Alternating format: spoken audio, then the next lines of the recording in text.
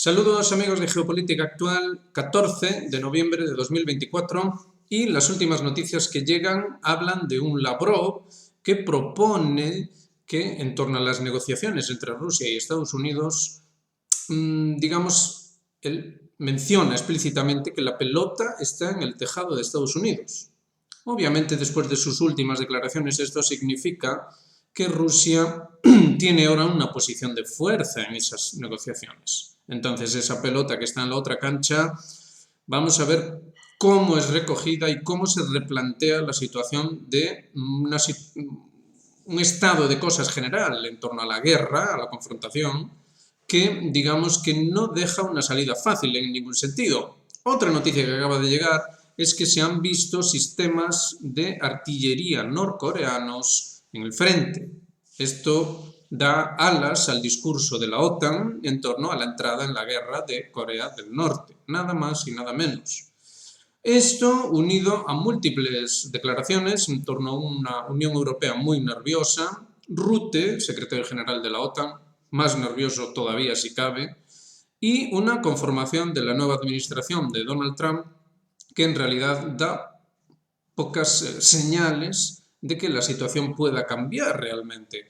Y ahora vamos a pasar a los análisis de los analistas geopolíticos, los cuales están ciertamente perdidos, perplejos, confusos y literalmente dando vueltas. Eso es lo que podemos decir del último análisis de Thierry Meyssan. No aparece firmado, pero es su estilo y damos por hecho que es el analista francés quien ha escrito este análisis.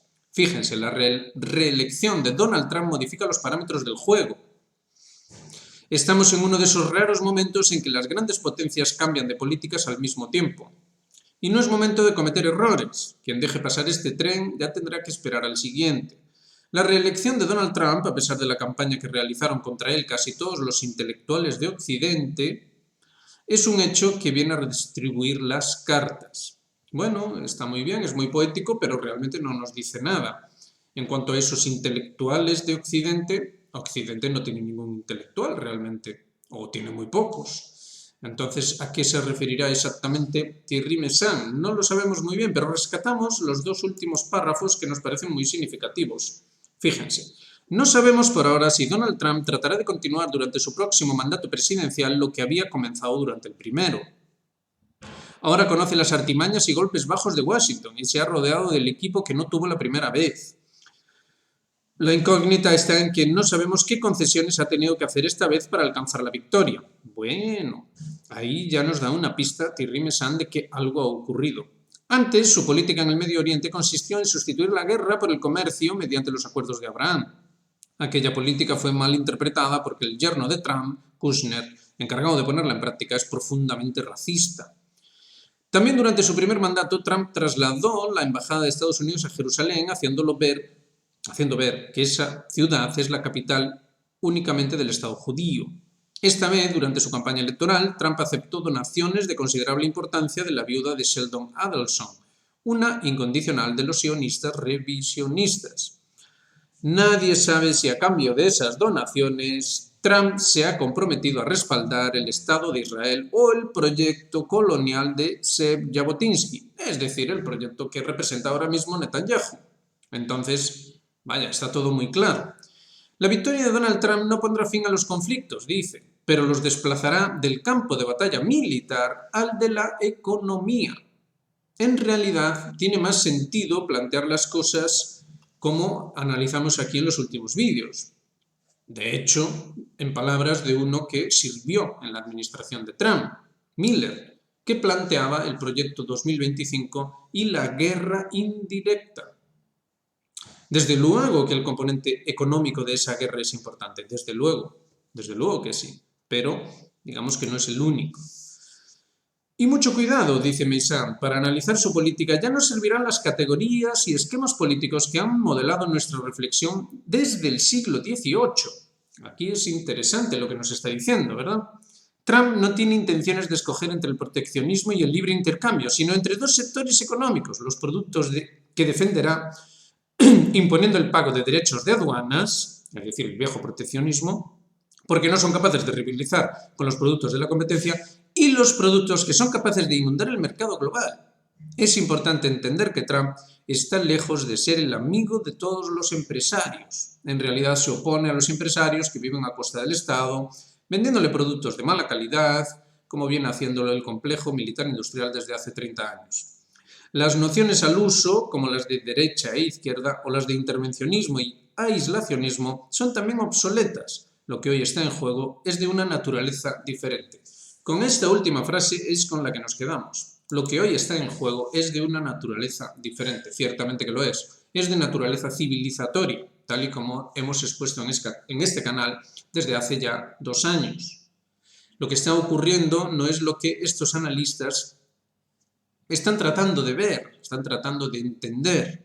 Lo que está ocurriendo es la consumación, por un lado, del proyecto moderno, que llega a su culminación, a su acabado, y por otro lado, de su fracaso, el cual era inherente dentro del propio proyecto, puesto que es un disparate que lo único que hace es invertir las viejas doctrinas tradicionales, la vieja cosmología tradicional, con lo cual, digamos que partía ya del fracaso.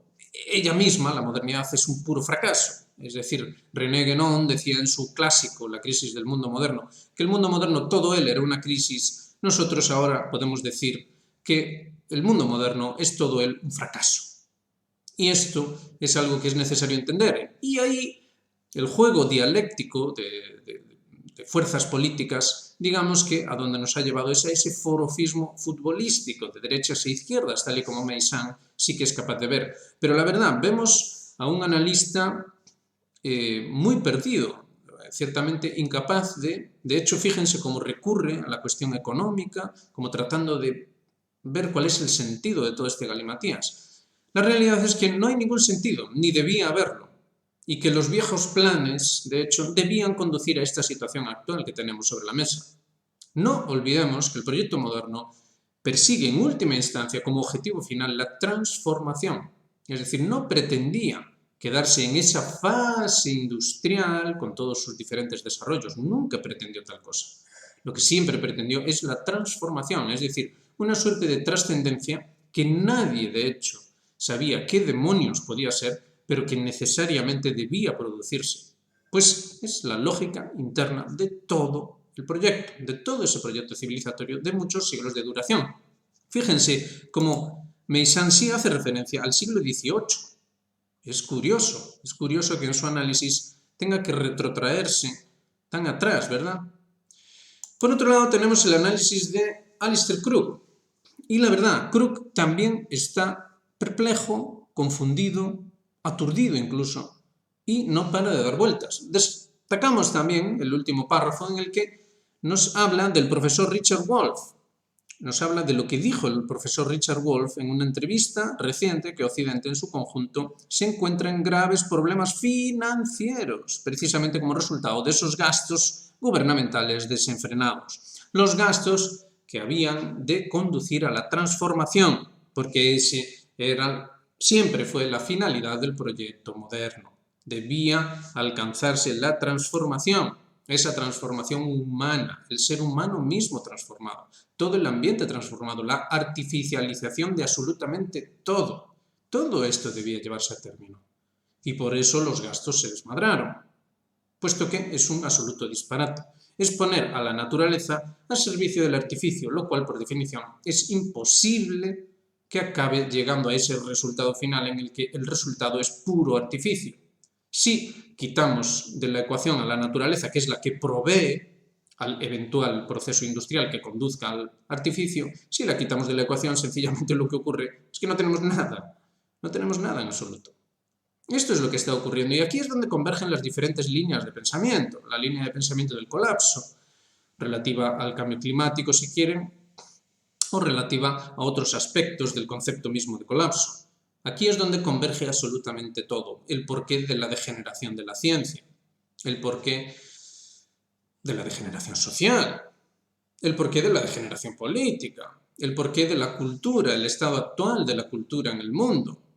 Todo, no solo las finanzas, pero leamos porque lo que nos dice aquí Richard Wolff en esta cita es interesante. Fíjense, Por primera vez hace un par de años, los tenedores de bonos no estaban dispuestos a seguir financiando los déficits de Gran Bretaña. Y el gobierno del Reino Unido fue expulsado. Ahora Macron va por el mismo camino. Los tenedores de bonos han dicho a los franceses que no van a seguir financiando su deuda nacional. Así es como funciona, dice Wolf. Los tenedores de bonos están diciendo a los franceses que tienen que controlar el gasto. Los tenedores de bonos están diciendo que tienen que dejar de tener déficits. Y como todo estudiante universitario sabe, la forma de controlar los déficits podría ser recortando el gasto. Pero hay una alternativa, se llama impuestos. Y se llama impuestos a las corporaciones y a los ricos, porque los demás no tienen más para que ustedes impongan impuestos, dice Wolf. Ya han hecho todo lo que podían hacer los impuestos a los ciudadanos franceses comunes. Sin embargo, gravar a las corporaciones y a los ricos de alguna manera no solo es imposible de hacer, sino que no es discutible. No se puede poner sobre la mesa nada, o algo tan minúsculo que nunca solucionará el déficit. Ahora tenemos demasiada deuda, dice Wolf, y resulta que el gobierno, como el gobierno estadounidense, se enfrenta a los próximos años en los que tendrá que gastar tanto en el servicio de su deuda como en defensa. Y eso no deja mucho para todos los demás. Y todos los demás están diciendo no, no, no, no, no. Se dan cuenta, ¿verdad? La única respuesta, el único resultado de toda esta compleja ecuación es guerra. Entonces, aquí muchos han dicho, no, no, no, tranquilidad, no pasa nada porque la economía no puede sostener esa guerra. Pero aquí se lo está explicando Wolf, se lo está explicando. Señores, la economía no puede sostener la guerra, pero ¿qué vamos a hacer entonces? ¿Cobrarles impuestos a los ricos? ¿Vamos a dejarle de pagar a los tenedores de bonos? Vamos a seguir leyéndolo. Esto no tiene desperdicio. Y ahora los tenedores de bonos, dice, se preocupan, porque una manera de resolver esto sería dejar de pagarles a los tenedores de bonos, y eso, por supuesto, nunca debe hacerse. Así que tenemos dos absurdos. No se puede dejar de pagarles a los tenedores de bonos, cuando por supuesto se puede, pero con consecuencias nefastas, y no se puede gravar a las corporaciones y a los ricos, y por supuesto se puede. Creo que estamos llegando a un punto en el que estas contradicciones se han acumulado. No hace falta ser hegeliano marxista para entender que estas contradicciones acumuladas son muy profundas, muy grandes y muy fundamentales. Claro que sí, y tanto que sí, como que son civilizatorias. Son civilizatorias, señores. Hemos llegado al punto de conclusión del proceso moderno, del proyecto moderno. Y la única respuesta es guerra. Si no se puede hacer la guerra chachi, la guerra que, digamos, que se esperaría o que sería de esperar, pues entonces se hace otra, pero se hace la guerra. Si no se le puede hacer la guerra a Rusia, pues entonces se le hace la guerra a la Unión Europea. Si no se le puede hacer la guerra entre estados, entonces se le hace la guerra a la población misma, a diferentes niveles. ¿Qué dijimos aquí acerca de la guerra cognitiva? ¿Qué dijimos aquí acerca de la cuestión de los eventos climáticos, las crisis climáticas y los juegos de guerra vinculados a la participación de la población civil en eventos de crisis climática, catástrofes climáticas o cosas así por el estilo? En Valencia está quedando todo muy claro en ese sentido. Entonces, cuando se dice de guerra, cuando se dice guerra, tercera guerra mundial, guerra final o lo que sea, quizá deberíamos pensar en precedentes históricos que sí arrojan algo de luz, como la caída del Imperio Romano. Por ejemplo, la caída del Imperio Romano tiene muchos puntos de paralelismo con esta caída del proyecto moderno. En el caso romano se trataba de una civilización tradicional, en este no, se trata de un engendro monstruoso. Pero lo cierto es que hay una coincidencia en el sentido de colapso. El concepto de colapso ha irrumpido. Y los analistas geopolíticos, como estamos viendo, se ven colapsados ellos mismos a la hora de tratar de darle una explicación. Y eso es debido a que no tienen el marco conceptual adecuado, no tienen las herramientas adecuadas. Esto es un problema mucho más profundo y es necesario ver a la modernidad como proceso, ver las características de la modernidad, ver las asunciones que se hacen en torno a lo que es el mundo moderno, porque el mundo moderno se considera de manera natural, como siendo una civilización más. Y no lo es. No lo es. No tiene nada de natural. No es una civilización más. Es de hecho el único ejemplo del que tenemos conocimiento en la historia de una civilización que se construye al revés. Que se construye como espíritu de contradicción con respecto a las demás civilizaciones. Sobre esa base. Que implementa un sistema cerrado. que obliga al ser humano a adecuarse a dicho sistema y que ahora entra en colapso y vaya. ¿Y ahora qué hacemos? ¿Y ahora qué hacemos? Entonces, por eso estamos en esta situación de imposibilidad de entender, incapacidad para entender. Claro, es lógico, puesto que no estamos teniendo el marco conceptual adecuado, no estamos aplicando el análisis donde debe ser aplicado. Entonces, esto supera con mucho las cuestiones típicas políticas, las cuestiones de sistemas políticos. Fíjense la palabra, sistemas políticos. Es que aquí ya no entra ese tipo de análisis. Aquí ya necesitamos un análisis que haga más contexto, que haga un zoom, por así decir, y que nos permita ver la conexión, o falta de ella, con las otras civilizaciones, las cuales tenían un formato diferente, las cuales se adecuaban a principios fundamentales diferentes.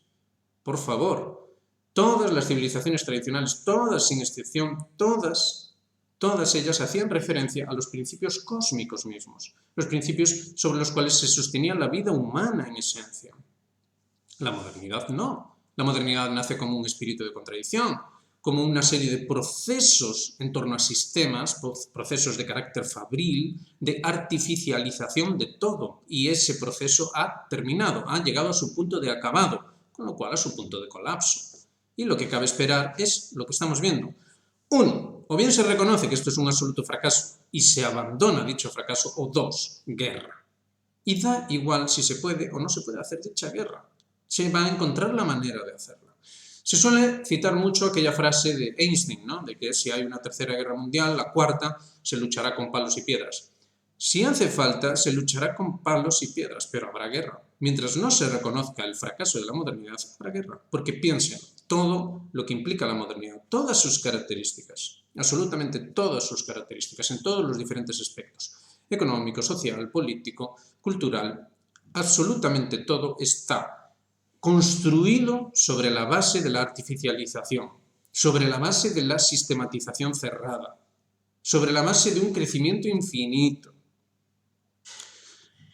Elementos que solo pueden redundar en la escasez. Por eso estábamos leyendo este documento de Wolff.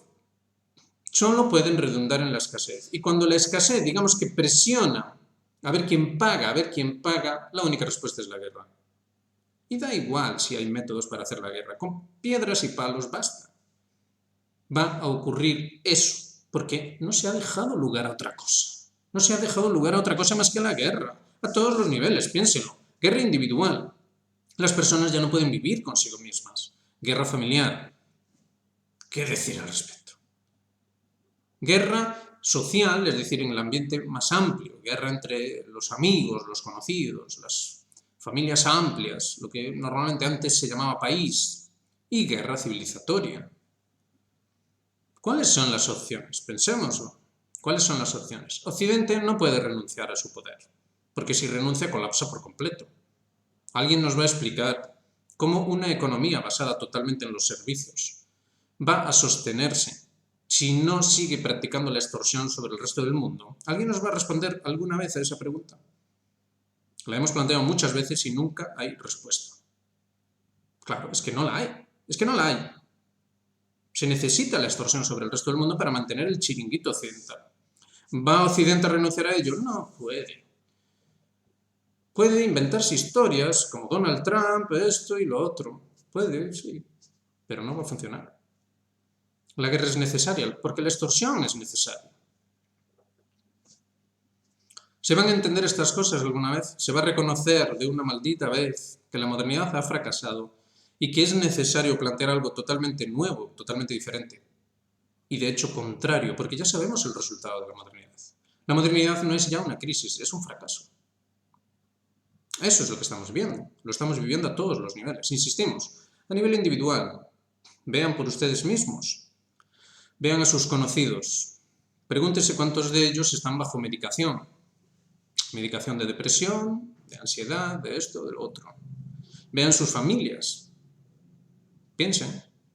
Vean sus países y vean esta civilización. Es algo duro de aceptar, es algo duro de roer, pero es necesario hacer el análisis adecuado. Si no, básicamente se dedican a hacer círculos. círculos como están haciendo Thierry Meyssan, Alistair Crook, excelentes analistas por lo demás, muy inteligentes, muy perspicaces, pero que no aplican el marco conceptual adecuado. No están comprendiendo que son víctimas de un gran engaño, el engaño de que la modernidad, el proyecto moderno, es natural, es una civilización como las demás civilizaciones. No, no lo es. Ni es natural, ni es una civilización como las demás civilizaciones. Es todo lo contrario. Estas son las grandes preguntas. Y entonces ya podemos concluir como concluye el propio Crook. Fíjense, nos dicen por un lado, el mundo no acepta la visión occidental como de aplicación universal, y por otro, que Occidente no tiene el peso financiero necesario para, pues precisamente, tener esa primacía global, si es que alguna vez la tuvo, dice. Y concluye con ese término Sushuang, es decir, ese momento en el que en el ajedrez cualquier movimiento que uno haga es simplemente empeorar su situación, es decir, la partida está perdida. Y continuar jugando es tontería, puesto que cualquier movimiento que se haga va a empeorar la situación. Occidente efectivamente está en ese sentido y como Crook es muy perspicaz lo entiende, pero no es capaz de comprender que hay que salir de la caja, hay que salir de ese recinto mental, como sea que ustedes lo prefieran imaginar, que es el pensamiento moderno, la mentalidad moderna, de la civilización moderna. Solo así realmente se pueden plantear soluciones auténticas, que es lo que hacemos en este canal, por lo demás. Así que ya saben, hagan me gusta, suscríbanse, activen notificaciones y háganse miembros de Geopolítica Actual. Necesitamos, y mucho, un trabajo intelectual, un esfuerzo intelectual para salirnos de estos círculos, no estar siempre en círculos y acabar llegando a las mismas conclusiones que ya se habían llegado antes, pero en una situación cada vez peor y peor y peor.